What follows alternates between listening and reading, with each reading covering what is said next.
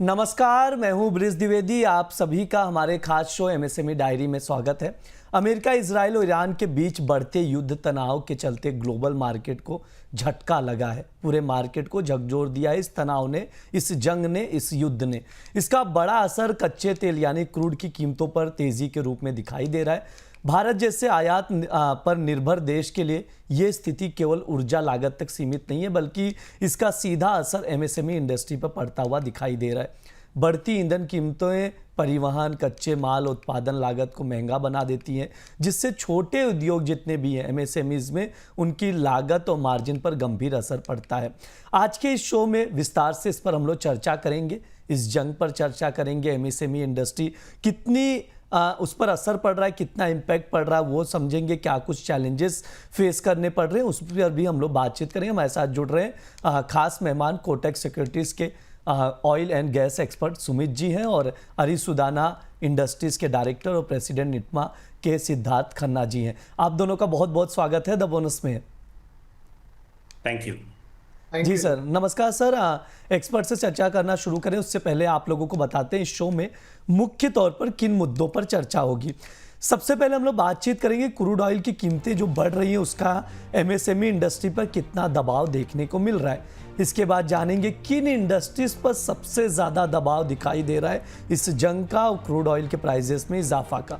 और आखिरी में समझेंगे इंडस्ट्री और सरकार के पास अब क्या विकल्प है, क्या स्टेप्स लेने की ज़रूरत है। बातचीत करना शुरू करते हैं। सबसे पहले सुमित सर के पास चलेंगे।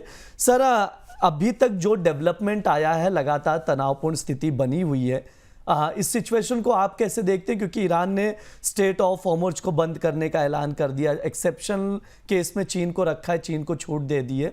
कैसे देखते हैं सर ओवरऑल सिनारियो और गैस और क्रूड ऑयल के प्राइजेस को? किस तरह से जो तेज़ी आई है ये और कहाँ तक जाएगी? ओवरऑल ट्रिगर्स क्या कह रहे हैं सर? सर, हमें डेफिनेटली लग रहा है कि सिचुएशन थोड़ी गंभीर ही है अभी, बिकॉज क्रूड और गैस के अलावा अपन एलपीजी भी इंपोर्ट करते हैं और एलपीजी डायरेक्ट घरों में जाती है, सिलेंडर्स में जाती है, एलपीजी सिलेंडर्स में। तो आपका कुकिंग वगैरह सब कुछ उस पर डिपेंडेंट है।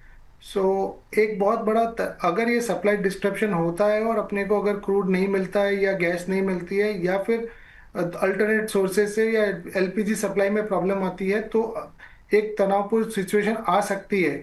बट गवर्नमेंट पूरी एफर्ट ले रही है कि किसी ना किसी तरीके से एक समाधान निकल के आ जाए कि या तो हमें रशिया से सामान क्रूड मिल जाए, ऑस्ट्रेलिया से गैस मिल जाए, या दूसरे सोर्सेज से गैस अपन प्रिक्योर कर पाए। यूएस से तक भी हम सोच रहे हैं कि वहां से गैस लेके आ जाए। तो है, ये सब है ऑप्शंस, बट इन सब ऑप्शंस में टाइम लगेगा। इन बिटवीन अपने को देखना है कि हमारे पास जो अभी इन्वेंट्री हमारे पास ऑलरेडी है, जो एक बोलते हैं स्ट्रेटेजिक पेट्रोलियम रिजर्व, जो गवर्नमेंट इंडिया के पास में है, वो 8 से 9 दिन के लिए सप्लाई रखता है। और अगर अपन रिफाइनिंग कंपनीज का इन्वेंट्री देखें, जो कि क्रूड इन्वेंट्री और फिनिश प्रोडक्ट इन्वेंट्री है, लगभग 50 से 55 दिन की इन्वेंट्री वो पड़ी है। तो शॉर्ट टर्म में हम लोग मैनेज कर लेंगे। बट गैस की तरफ देखें तो गैस में सिचुएशन काफ़ी गंभीर है। पर्टिकुलरली रफली अगर नंबर्स में देखें तो जो भी गैस इंडिया में कंज्यूम होती है उसका 50% इम्पोर्टेड गैस है और 50% डोमेस्टिक गैस है। तो इम्पोर्टेड गैस की सप्लाई डिस्ट्रप्शन का जो हुई है, कतार ने जो अपना गैस सप्लाई बंद कर दिया है, उसके कारण इंडस्ट्रीज को काफ़ी ज़्यादा हिट लग रहा है। सो इंडस्ट्रीज की बात करें तो उसमें एमएसएमईज भी आ जाती है और लार्ज इंडस्ट्रीज भी आती है, सबको हिट लग रहा है वहाँ पे। सर, एक चीज़ और समझाइएगा, स्टेट ऑफ हॉर्मुज़ जो बंद हुआ है, ये रूट कितना इंपॉर्टेंट है इंडिया के लिहाज से? सी ग्लोबली अगर जो देखें तो क्रूड और गैस मिला के रफली 20% वहां से फ्यूल सप्लाई होता है उस रास्ते से ग्लोबली। जी। इंडिया को ज्यादा इम्पैक्ट आता है क्योंकि हमारा जो इंपोर्ट का है उसमें हम 50 से 55% हमारा इंपोर्ट उस रूट से होता है। तो डेंट जो लगेगा वो इंडिया को ज्यादा लगेगा अगर वहां पे कुछ भी मेजर डिस्ट्रप्शंस और फर्दर होते हैं और हमें सप्लाई नहीं मिलती है तो। ठीक है, ये सर की राय है। जिस तरह से हम लोग देख रहे हैं तनावपूर्ण स्थिति बनी हुई है, उसका इम्पैक्ट क्रूड ऑयल और गैस के प्राइजेस पर देखने को मिल रहा है। और बेहतर तरीके से समझेंगे कि एमएसएमईज पर क्या असर पड़ रहा है। सिद्धार्थ सर हैं। सर, थोड़ा इसका दायरा बढ़ाइए और बताइए कि जिस तरह से क्रूड ऑयल के प्राइजेस बढ़ रहे, बढ़ रहे हैं लगातार, उसका अलग अलग एमएसएमईज इंडस्ट्रीज पर क्या कुछ इम्पैक्ट पड़ेगा और अभी क्या असर देखने को मिल रहा है, एक ओवरव्यू पूरा सिनारियो आपसे समझना चाहेंगे सर। जी मैं टेक्सटाइल सेक्टर से हूँ। हाँ। सो टेक्सटाइल की डीपर अंडरस्टैंडिंग तो मैं दे सकता हूँ, बाकी सेक्टर्स का I can not comment fully. पर जैसे सर ने बोला कि क्रूड ऑयल के प्राइसेस जो बढ़ गए हैं उसके करके जो सप्लाई की प्रॉब्लम्स आ सकती हैं इंडिया को, क्रूड के जो डेरिवेटिव्स हैं उनकी, वो सब तो है ही हैं। बट इमीडिएटली जो इम्पैक्ट इंडस्ट्री को फील हो रहा है वो है प्राइसेस में। तो प्राइसेस जो क्रूड के डेरिवेटिव्स हैं वो इमीडिएटली बढ़ गए। तो 28 तारीख को वॉर हुई थी, फर्स्ट डेक्लेरेशन हुई थी, और 3 तारीख को क्रूड के जो डेरिवेटिव्स हैं, जैसे हमारा जो रॉ मटेरियल है पॉलिएस्टर स्टेपल फाइबर, उसमें ₹7.5 यानी कि अराउंड 8 to 10% की इंक्रीज आ गई थी। तो विच इज वेरी हाई। मतलब जब प्राइस की एडजस्टमेंट इसमें होती है वो 1-2% की होती है, वो भी जब होती है तो एक इवेंट होता है। तो 3 मार्च को वन शॉट 8-9% की इंक्रीज आई, और अब फर्दर 8-9% की और इंक्रीज आ सकती है। उसका इम्पैक्ट सिर्फ क्रूड ऑयल से नहीं है, पर crude oil is major contributor, but another troublesome area is जो शिपिंग इंडस्ट्री के साथ हो रहा है due to the closure of Strait of Hormuz. जैसे आपने बोला स्ट्रेट ऑफ हॉर्मुज का, अब उधर से मूवमेंट ऑफ गुड्स तो बंद हुए ही हैं, उसके करके हमें प्रॉब्लम आ रही है। पर वो मूवमेंट ऑफ गुड्स क्यों बंद हुए हैं? क्योंकि शिप्स की मूवमेंट बंद हो गई है। अब शिप्स की मूवमेंट बंद हुई है तो number of ships in circulation घट गई। जो अंदर है स्ट्रेट ऑफ हॉर्मुज के, वो अंदर रह गई, जो बाहर है वो बाहर रह गई। तो होल शिपिंग इंडस्ट्री डिस्टर्ब हो गई है। तो जो फ्रेट रेट्स ₹5 किलो या ₹6 होते थे ओशन फ्रेट्स, वो जंप करके सीधा ₹15 किलो, ₹10 किलो उस पे पहुंच गए हैं। प्लस कंटेनर शॉर्टेजेस की प्रॉब्लम आ रही है, वो एक बहुत बड़ी समस्या पूरी इंडस्ट्री को, एमएसएमई, लार्ज स्केल सबको दिख रही है। जिसकी भी ग्लोबलाइज्ड सप्लाई चेन है, जिसकी सब एक्सपोर्ट है या इंपोर्ट है या ग्लोबलाइज्ड सेल परचेज है, उसको बहुत प्रॉब्लम आने वाली है। ठीक है, ये सर की राय है। ओवरऑल देखा जाए तो टेक्सटाइल इंडस्ट्रीज हो गई, पेंट इंडस्ट्री हो गई, तमाम इंडस्ट्री हैं। थोड़ा और समझेंगे सर, कैसे देखते हैं अलग अलग इंडस्ट्रीज़ को सुमित सर? जैसे पेंट इंडस्ट्री हो गई, प्लास्टिक, और जैसा टेक्सटाइल का तो सर ने बता ही दिया। इन तमाम इंडस्ट्रीज़ पर कैसे इम्पैक्ट देख रहे हैं सर? कहाँ पर ज़्यादा असर देखने को मिलेगा, किन सेक्टर्स पर ज़्यादा इम्पैक्ट देखने को मिलेगा सर? सर इसमें बहुत सिंपल से तरीके समझने के हिसाब से, ये जो है इसका कुछ जगह ये एज ए फ्यूल यूज होता है। मे बी आप एलपीजी की प्राइसेस, एलएनजी की प्राइसेस ले लीजिए, वो फ्यूल जैसे यूज हो रहा है। और कुछ में पेट्रोकेमिकल प्रोडक्ट, जैसा कि समझाया गया अभी, उसमें पेट्रोकेमिकल प्राइसेस भी बढ़ती जाएगी, क्योंकि गवर्नमेंट ने काफ़ी रैशनलाइज किया है कि focus should be more on LPG supply, वो डिस्ट्रप्शन नहीं होनी चाहिए। तो प्रोपेन और ब्यूटेन का डाइवर्जन होगा एलपीजी बनाने के लिए। सो कहने का मतलब है कि इंडस्ट्री जो रन करती है, प्लांट जो रन करते हैं, वो कहीं कहीं गैस बेस्ड है, वहाँ पे डिस्ट्रप्शन आ जाएगा, उनको प्लांट शट डाउन करना पड़ेगा, नहीं तो अल्टरनेट फ्यूल पे जाना पड़ेगा। बट वहाँ पे भी सप्लाई कंसर्न्स है। सो एक साइड वो हो गया। एक हो गया रॉ मटेरियल की तरीके से, वही आपको जो आपको पेट्रोकेमिकल बनाने के लिए क्रूड के डेरिवेटिव्स हैं वो चाहिए, तो वहाँ पे भी सप्लाई कम होती जा रही है, क्योंकि क्रूड की कंसर्न्स आ रही है। तो आप पेट्रोकेमिकल नहीं बना के आप पेट्रोल डीजल पे ध्यान देंगे या दूसरी चीज़ों पे ध्यान देंगे, प्रोपेन बनाने में, एलपीजी बनाने में। सो कहने का मतलब है कि रैशनलाइजेशन हो रहा है काफ़ी। जो बेसिक कस्टमर को चाहिए, उसकी डे टू डे नीड में है, उधर फोकस ज़्यादा हो रहा है। उसके कारण कहीं और से कटौती होगी। तो रॉ मटेरियल में आपको, अगर रॉ मटेरियल नहीं बनेगा तो आप फिनिश प्रोडक्ट नहीं बनाएंगे। तो पेट्रोकेमिकल पूरा चेन डिस्टर्ब हो रहा है, वहाँ पे कॉस्ट बढ़ जाएगी। जैसा कि बताया, फ्रेट कॉस्ट बढ़ रही है, तो इंश्योरेंस कॉस्ट भी बढ़ रही है, लीड टाइम भी बढ़ रहा है, वर्किंग कैपिटल भी बढ़ेगी, इंटरेस्ट बर्डन भी बढ़ेगा, डेट भी बढ़ेगा। तो ये काफ़ी सारी कंसर्न्स है। बट मेरे हिसाब से सबसे बड़ी कंसर्न है कि सप्लाई की। प्राइस एक है इंपॉर्टेंट चीज, बट उससे बड़ी है कि सप्लाई मिलनी चाहिए। सप्लाई नहीं मिली तो सब कुछ डिस्टर्ब हो जाएगा। आप हायर प्राइस देके भी माल नहीं खरीद पाएंगे। तो सप्लाई कंटिन्यूएशन रहनी चाहिए, भले उसके लिए अपने को रशिया से ज़्यादा से ज़्यादा प्रोक्योर करें, जो कि यूएस ने हमें 30 डेज की विंडो दे दी है, आपके जो शिप्स है वो आप लेके आ जाइए। तो एक वो बेनिफिट मिल रहा है। उसी तरीके से हम जैसे क्रूड जो है वो 40 कंट्रीज से खरीदते हैं इंडिया, तो दूसरे अल्टरनेट रूट से हमें ज़्यादा से ज़्यादा प्रोक्योर करना पड़ेगा। गैस की बात करें तो हमारे रिलेशन ऑस्ट्रेलिया से हैं, वहां से भी हमें गैस ज़्यादा से ज़्यादा लेनी चाहिए। कतार में अगर बंद हो गई है, यूएस से प्रोक्योर करिए, बट सप्लाई शुड कंटिन्यू। तो अपने आप प्राइजेस को कहीं ना कहीं सपोर्ट मिलेगा, लेकिन अगर सप्लाई डिस्ट्रप्शन हो गई तो प्राइस कोई रेलेवेंस रहती ही नहीं है उसकी। सिद्धार्थ सर, सुमित सर ने कैपिटल वर्किंग कैपिटल का जिक्र किया। मैं थोड़ा आपसे समझूंगा, क्योंकि जब कच्चा माल महंगा हो जाएगा तो इन्वेंट्रीज खरीदने के लिए ज़्यादा कैश चाहिए। तो अभी क्या टेक्सटाइल इंडस्ट्री में भी इस चीज़ का दिक्कतें आ रही हैं कैश फ्लो को लेकर? देखिए, वो अगर ये प्रॉब्लम ज़्यादा देर चलेगी तो मे बी डायनामिक्स थोड़े चेंज होंगे।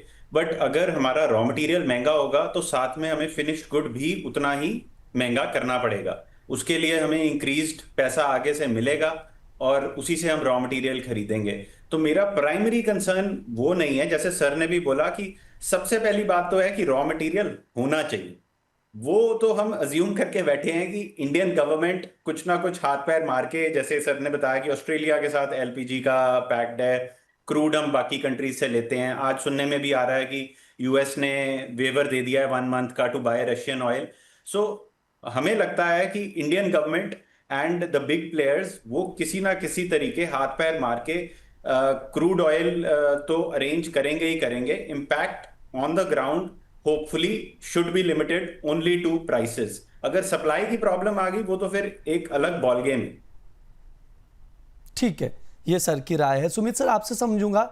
एक्सपोर्ट इंपोर्ट का कुछ हम लोग इम्पैक्ट भी देख रहे थे, आप कैसे देखते हैं इस सिनारियो में? क्या कुछ बदल जाएगा एक्सपोर्ट इंपोर्ट में? क्योंकि जिस तरह से इंपोर्ट करेंगे तो महंगा इंपोर्ट होगा, तो उसका इम्पैक्ट रुपये पर भी दिखेगा। कैसे देखते हैं सर एक्सपोर्ट इंपोर्ट को अब? सर, आपने बिल्कुल सही कहा, ये सब चीजें आपस में लिंक्ड है। ये जो पूरा सिनेरियो है उसमें बहुत सिंपल टर्म में अगर चीजें समझनी है तो दो तरीके से इंडिया को इम्पैक्ट होता है। ये जियोपॉलिटिकल कंसर्न जो चल रही है, पहला कि क्रूड सप्लाई, क्रूड का मतलब मैं गैस और फ्यूल सप्लाई सब तरीकों को लेके बात कर रहा हूँ। और दूसरा रेमिटेंसेस। रेमिटेंसेस अगर आपकी ब्लॉक हो गई, बाहर से पैसा नहीं आया, जो इंडियंस बाहर रहते हैं वो पैसा यहाँ पे डाइवर्ट कर इन्वेस्ट रिटर्न करना चाहते हैं, इन्वेस्ट करना चाहते हैं, वो अगर कहीं ब्लॉक होता है तो इंडिया के करंट अकाउंट डेफिसिट पे हिट होता है, पहला। दूसरा, जितना क्रूड बढ़ेगा उतना आपका फिस्कल डेफिसिट बढ़ेगा, उसका करंट अकाउंट हिट आएगा, इन्फ्लेशन ऊपर बढ़ेगा। ये सब का नेट निष्कर्ष आपको करेंसी पे रिफ्लेक्ट होना चालू हो जाएगा। ये एक एंगल हो गया। दूसरा एंगल है कि यहाँ पे flight of capital toward safety. तो जो फॉरेन इन्वेस्टर्स ने पैसा इन्वेस्ट किया, एफआईआईज ने इन्वेस्ट किया है शॉर्ट टर्म पर्सपेक्टिव से, वो सब लिक्विडेट करके सेफ हेवन में जाने की कोशिश करेंगे। यूएस का पैसा है तो यूएस जाएगा, तो वहां पे एक पैसे की वापस रिटर्न होगी, तो वो भी एक कंसर्न हो सकता है। हमें अभी नहीं लग रहा है कि ऐसा कोई मेजर क्राइसिस आने वाला है। Situation is still under control. जैसा कि मैंने शुरू में बताया था, हमारे पास डिसेंट इन्वेंट्री है, बट ये वॉर अगर कंटिन्यू रहती है तो ये सब प्रॉब्लम्स आ सकती है। हमें यही देखना है कि जितना जल्दी से जल्दी रिजॉल्व हो जाए वो इंडिया के फेवर में रहेगा और थिंग्स आगे जाके वापस सेटल डाउन हो जाएगी। बट ये शॉर्ट टर्म डिस्ट्रप्शन है, वही पेनफुल होता है और इसी को कंट्रोल करना है। तो अंत में मैं यही बताना चाहूंगा कि ये जो जियोपॉलिटिकल रिस्क कंसर्न है, इसके दो ही साइड में अपने कंक्लूजन में शॉर्ट में देखना चाहें तो रेमिटेंसेस भी हिट आता है। वो रेमिटेंसेस कहने के लिए उससे बहुत बड़ा मेजर हिट आता है, प्लस दूसरा आपका फ्यूल सप्लाई हिट आती है, उससे पूरी इंडस्ट्रीज पे इम्पैक्ट आने लग जाता है।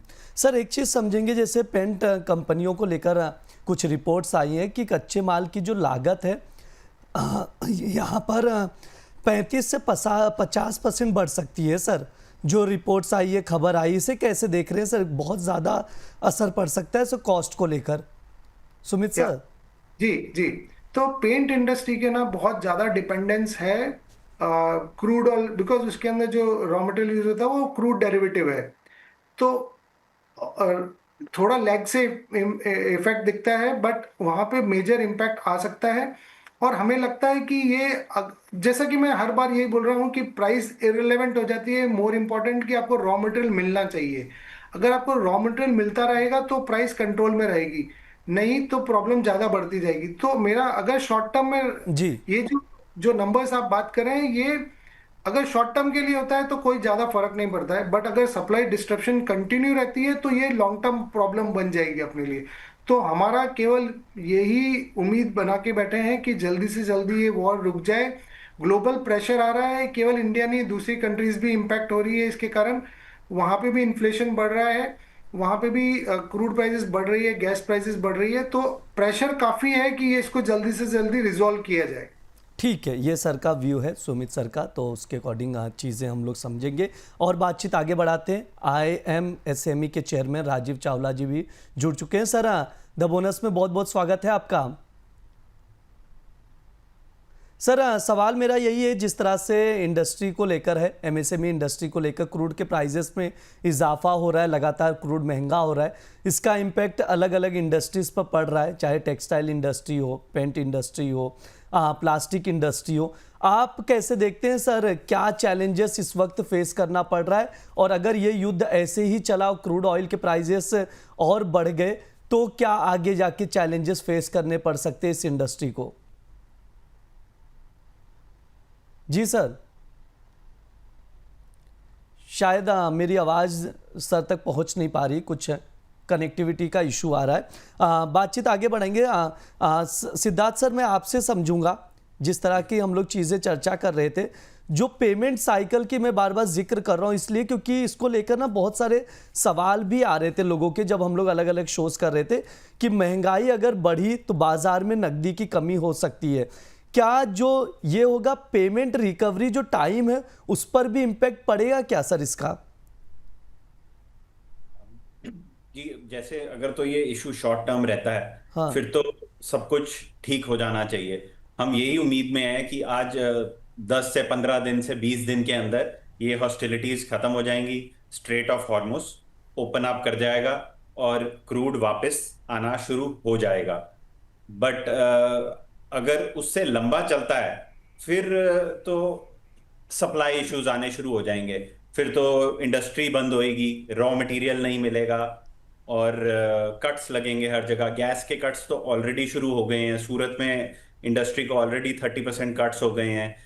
तो जो भी गैस डिपेंडेंट है उनको पहले हिट होगा, फिर क्रूड डिपेंडेंट जो इंडस्ट्रीज हैं जिनके रॉ मटेरियल्स हैं उनको हिट होगा। तो जो भी मिडल ईस्ट से गुड्स आ रहे हैं उनको हिट होएगा ही होएगा। फिर तो सारी इंडस्ट्री काफी डिस्टर्ब हुई, फिर तो महंगाई will go out of control. अभी तो सिर्फ 8% और 8% की बातें हो रही हैं। जी जब सप्लाई नहीं मिलेगी देन तो फिर मल्टीपल्स में जाना शुरू हो जाएगा। सर, इंडस्ट्री के पास ऑप्शन क्या है सिद्धार्थ सर? क्या स्टेप्स लेने की जरूरत है, इवन सरकार की ओर से क्या स्टेप्स लेने की जरूरत है? देखो, थोड़ा इस टाइम पे लोकलाइज्ड सेल परचेज की तरफ फोकस रहना चाहिए। मतलब instead of going global, go local. तो वो चीज़ें ज़्यादा सेफ रहेंगे बिजनेसेस, वो एंड में इम्पैक्ट होंगे जो लोकल सप्लाई चेन्स पे डिपेंडेंट है। ऑल्दो ओवरनाइट चीज़ें शिफ्ट नहीं होती, पर जो भी सेल परचेज अपनी लोकली कर रहे हैं उनको फिर भी सेफ्टी नेट है थोड़ा। सुमित सर, आपसे भी राय लूंगा इस पर कि इंडस्ट्री को इस वक्त किन चीज़ों पर फोकस करने की ज़्यादा ज़रूरत है, कौन से स्टेप्स लेने की ज़रूरत है। इसके अलावा अगर ऐसे ही सिनेरियो रहा तो आगे कैसे मैनेज की जाए चीज़ें, और सरकार की ओर से कौन से स्टेप्स लेने की ज़रूरत लग रही है? डिमांड ज़्यादा क्या रहेगी सरकार के लिए कि सरकार को ये चीज़ें करनी चाहिए इस वक्त? सबसे पहले तो जैसे सरकार की बात करिए, सारा आ, अभी रिस्पॉन्सिबिलिटी ज़्यादा गवर्नमेंट के ऊपर है, because they are in a better position to handle the situation globally. तो हमें ऐसा लगता है कि अगर अपन रशिया के अपने अच्छे रिलेशन है, वहाँ से जो जो एक 30 डेज की अपने को विंडो मिली है, जो शिप्स में माल पड़ा है वो अपन लेके आ सकते हैं। अगर वो माल आ जाता है तो अपने को काफ़ी एक ब्रीदर मिल जाएगा। जो एक डिस्ट्रप्शन जो कंसर्न्स थी, एक अपन टाइम बाय बाय कर लेंगे, क्योंकि हम ये भी मान के चल रहे हैं कहीं ना कहीं ये वॉर जल्दी खत्म हो जाएगी। तो ये 30 डेज के अंदर जो अपने को विंडो मिलेगी उसमें अपन काफ़ी रॉ मटेरियल प्रिक्योर कर लेंगे। प्लस गैस का जैसे मैंने बताया एग्रीमेंट हो जाता है, और गैस अगर अपन यूएस से या ऑस्ट्रेलिया से या अदर कंट्रीज से ले लेते हैं तो एक वो प्रॉब्लम भी सॉल्व हो सकती है। अब जैसे गवर्नमेंट ने एक इमीडिएटली डायरेक्टिव दिया है कि जो रिफाइनर्स हैं वो प्रोपेन और ब्यूटेन को ज़्यादा से ज़्यादा यूज़ करके एलपीजी बनाएं। तो उससे क्या, जो हाउस होल्ड में जो सिलेंडर्स हैं जहाँ पे कंजम्पशन के डे टू डे कंजम्पशन के लिए चाहिए सप्लाई, वो एक प्रॉब्लम बॉटलनेक रिजॉल्व हो सकता है। सो कहने का मतलब है कि काफ़ी सिस्टम में इन्वेंट्री ऑलरेडी है for finish products of other products, तो वो वाली क्राइसिस नहीं आ रही है कि मेरे पास दूसरी चीज़ें नहीं मिल रही है। थोड़ा लैग आ सकता है कि आपको पेट्रोकेमिकल जो प्रोडक्ट्स चाहिए वो इमीडिएटली नहीं मिल रहे हैं, वो थोड़े टाइम बाद मिलेंगे।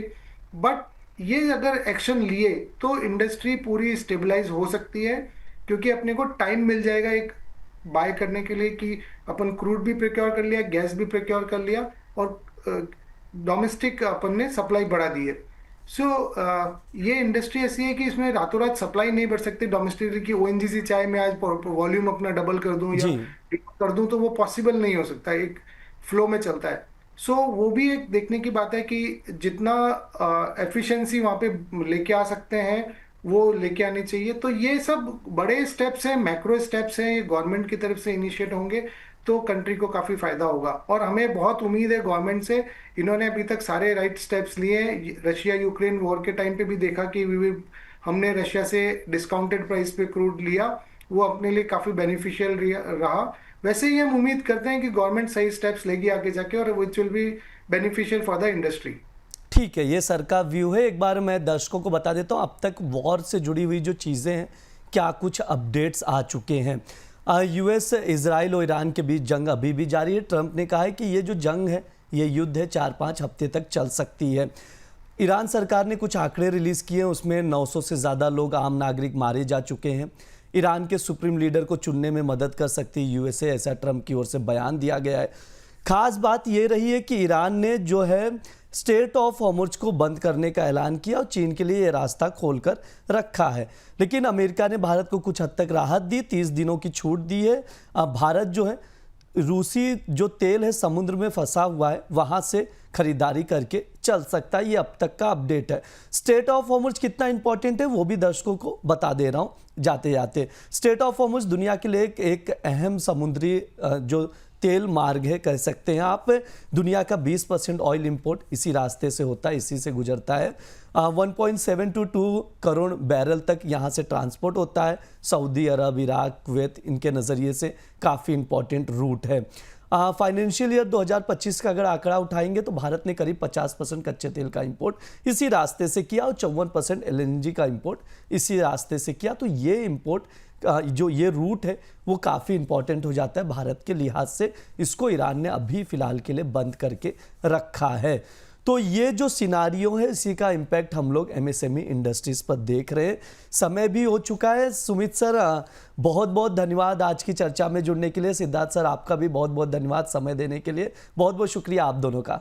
शुक्रिया, थैंक यू। Thank you. ये हमारा एमएसएमई डायरी शो है। इस दौरान तमाम एमएसएमई इंडस्ट्रीज़ पर बातचीत की जाती है। इस बार हमने बातचीत की है उन इंडस्ट्रीज़ की जिसका ये जो वॉर है अमेरिका, इजराइल और ईरान के बीच चल रहा है, उसका इम्पैक्ट किन इंडस्ट्री पर पड़ रहा है, क्या कुछ चैलेंजेस फेस करने पड़ रहे हैं, आगे इंडस्ट्रीज़ के पास क्या विकल्प हैं, इस पर चर्चा की गई है। तो ये वीडियो आप लोग भी देखिए, ये शो आप लोग भी देखिए और वीडियोज़ को ज़्यादा से ज़्यादा लोगों तक शेयर ज़रूर कीजिए। फिलहाल के लिए इस शो में इतना ही। आप लोग बने रहिए द बोनस के साथ। धन्यवाद।